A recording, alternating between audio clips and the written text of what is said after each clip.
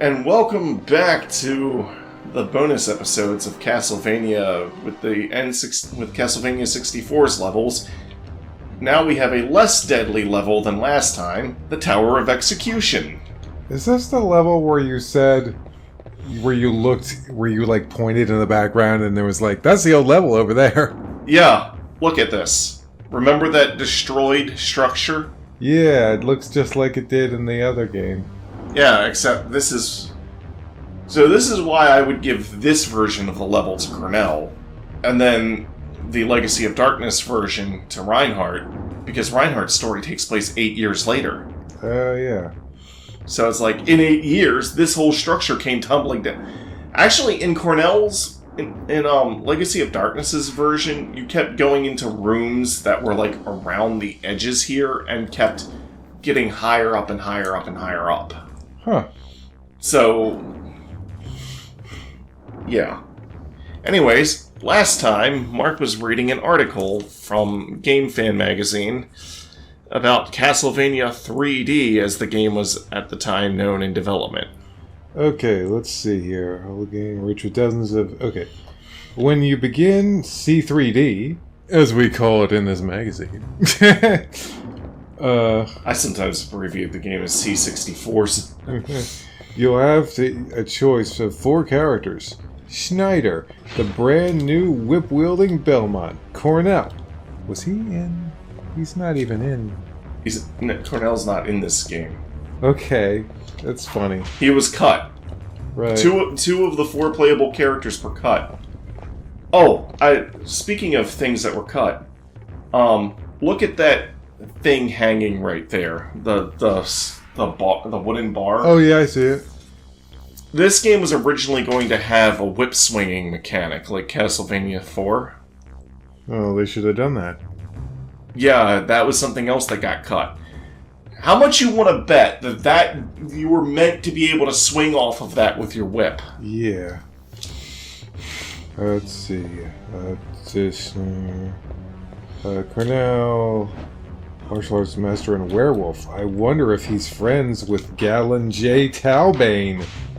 That's a Darkstalker's character, who is a martial arts werewolf. Okay. Spell casting schoolgirl Carrie Eastfield. And the android... What? There's supposed to be an android? That is the Frankenstein monster. Oh, okay. Remember the Frankenstein gardener? Yeah, he looks more like a cyborg, but if you say so, magazine. Who trudges through the game with a chainsaw. Wait, they called something that looks more like a cyborg an android? Yeah, what is this, Dragon Ball Z? We call them androids. Well, congratulations, you're wrong. They're not androids. Who trudges through the game with a chainsaw in one hand and a shotgun in the other. Groovy. The characters are said to be drastically different with each possessing... Oh shit! Bat! I wish I had seen that. A bat did that? I was trying to pull myself up off the ledge and he knocked me into the lava. Well, damn. Fucking bat. Ow! That should have taken my arm off. Let's see. Android. Characters are said to be drastically different. Drastically different, with each possessing completely different weapons, moves, and uses of the new special bar that charges as they defeat enemies. Even more interesting are the differences in personality. Each character is entering Dracula's castle with a different agenda, and to get their best ending, you'll have to play them as good as their character as possible. As close to their character as possible. I thought I was reading something weird there. Yeah, we know what became of that. Just beat the game fast enough. And they're not going to be your typical video game hero goody two-shoes types. No matter who you choose, all 4 will be entering the castle at the same time, so you can expect to meet up with the others. Meet up with the ones you didn't choose. Oh yeah, that doesn't happen. They don't even appear together in cutscenes. Not even in cutscenes.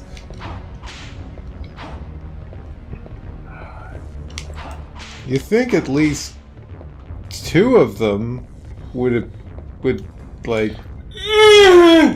You think like he and Carrie would like be together in a cutscene or something? Ow, my ow! That Medusa head hurt my face. You won't be able to control entering the castle.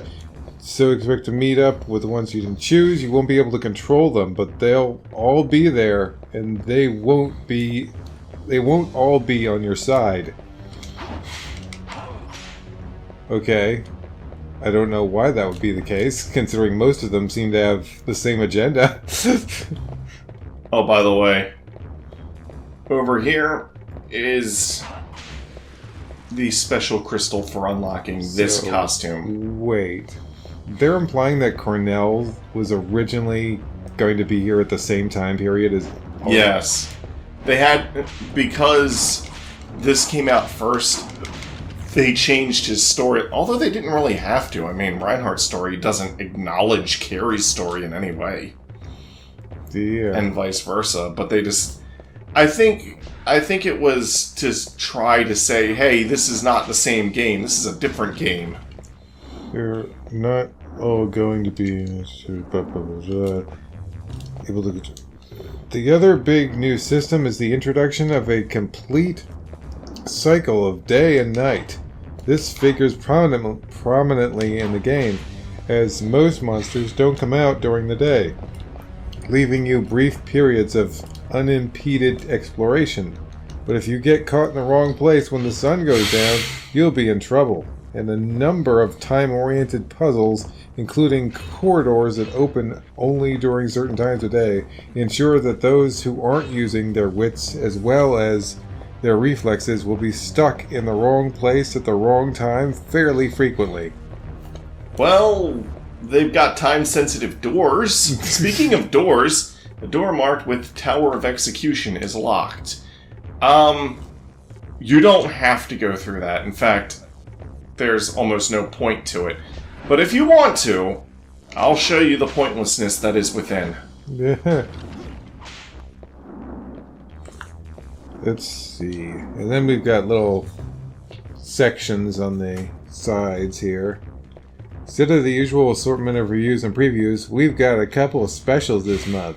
One is a report from the Tokyo Game Show, beginning on that has nothing to do with it. Continues on this page in the black section. Oh, do these what? Oh, these have nothing. Yes. Don't ask. What the fuck is this? Bad magazine planning. I've never seen this before in any magazine. The side sections on the main article page have nothing to do with the article. It's other stuff related to Konami, I think, but that's about it. So, yeah, it continues on this page here in the black section. That's just stupid. Their reflexes will be stuck in the wrong place at the wrong time fairly frequently. Oh, hold on. Oh, this is like... Mom! Hello, Mom. Bye!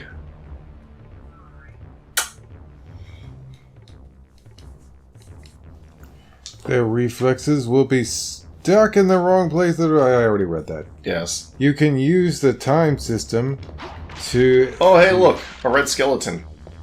But rather than shatter, he just sits down and then he gets back up. Huh. You can use... it causes them to have less work.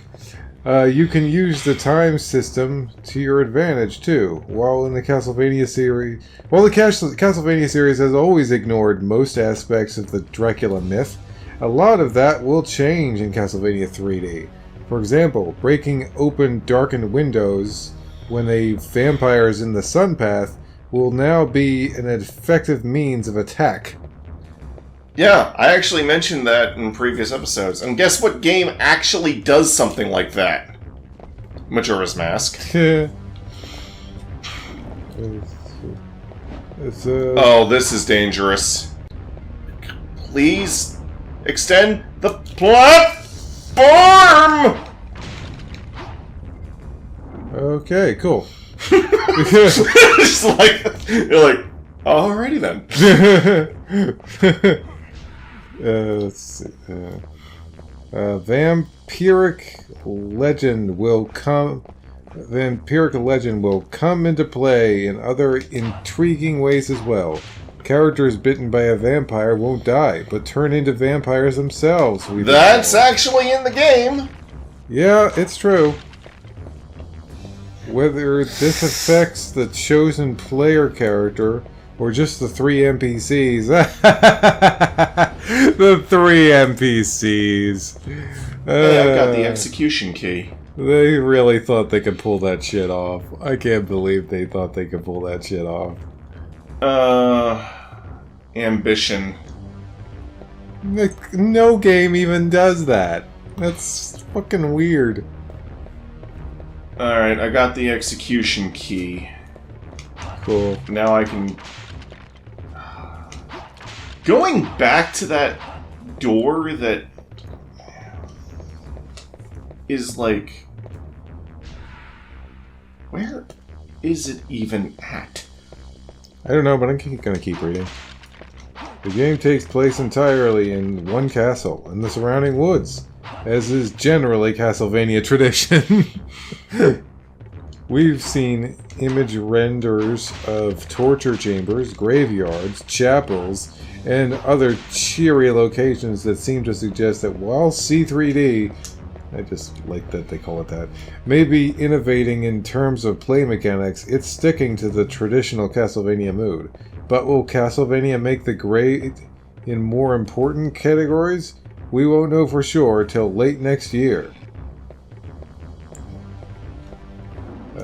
Short answer is no. Long answer is complicated. But you can bet we'll be sticking with C3D every step of the way. And then there's a thing on Castlevania continuity. Okay. And they're talking about the upcoming Game Boy game Legends. What? Ladies, I almost said legends and gentlemen. Ladies and gentlemen, we may have a problem. First of all, it's important not to panic. We're going to... Don't worry. I'm not going to panic, Mike. First of all, it's important not to panic. We're going to need to keep a clear head and work together to get through this. Okay, here's the situation. As every public school student knows, Dracula's castle can appear. Okay, that was a weird thing to say. Dracula's castle can appear only once a century. Oh sure, occasionally an anomaly happens, like in Symphony of the Night, but how often can we count on something like that? Okay, this is the part where I'm just gonna put all the anomalies. Curse of Darkness, 3 years later. Belmont's Revenge, 2 years later. Simon's Quest, 5 years later. Symphony of the Night, 5 years later. Hell, this game isn't even a century past Symphony of the Night. It's like, you know why? Why? Remember how in the good ending Dracula's like, yes, after 100 years and blah blah blah. The narration's like after a century of enforced sleep. It's like, you guys might want to recheck your math. Going from 1797 to 1852 is not 100 years. Yeah, it isn't. Dumbasses! All you have to do is take the last year and add 100 to it. It's not that hard. Wow. Okay, let's see. What is going to be hard, though, is this platforming. Oh, gosh. Okay, I'm going to stop reading and just wait for you to get past this part. I technically already did this part. I backtracked to use that damn key, which wasn't worth my time. Oh, I wanted to show how worthless it really was. When I first did this, there was a bone pillar over there shooting fire at me. Oh, jeez.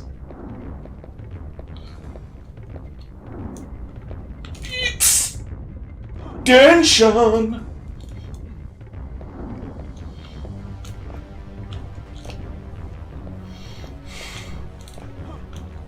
Part of me is almost glad I'm doing this on console rather than on emulator. I feel more ow, bone!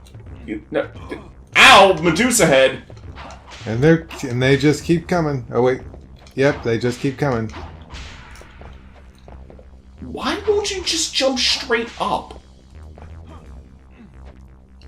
There. Okay. For the first game in the Castlevania chronology is the not yet released Game Boy Dark Knight Prelude, in which Sonia Belmont, fights Dracula in his first appearance. He was supposedly born in 1431, late in the 15th century. The next game in the series is thus Castlevania 3, in which the reigning Belmont Ralph Yes, Ralph Belmondo. The Belmonts were called Belmondo in Japanese, and I'm done. Yay! You know what? Why don't you just keep reading? Actually, we'll stop it here. The long and short of it is that this is the part of the article where he talks about if Dracula keeps resurrecting every 100 years, then what will happen to the future of the series. He says, will the Belmonts start fighting Dracula in space with laser whips? Also, as you heard in that thing, Reinhardt originally was going to be called Schneider Belmont, and Cornell was going to be called Cornell Reinhardt. When Cornell was cut from the game before release, Reinhardt's name was given to Schneider here, and he was renamed Reinhardt Schneider. And then when they went and added Cornell back into the game in Legacy of Darkness, now he just doesn't have a last name. This almost feels like Street Fighter shenanigans, almost. Yeah, pretty much. Anyways, once again, I'm not going to fight death, so you guys will not have to see me die to death again. Good. But I do need to fight him to get the clock tower, which is going to be the last of the bonus episodes. Right. So I'll do that while Mark edits this audio. Ta-ta for now.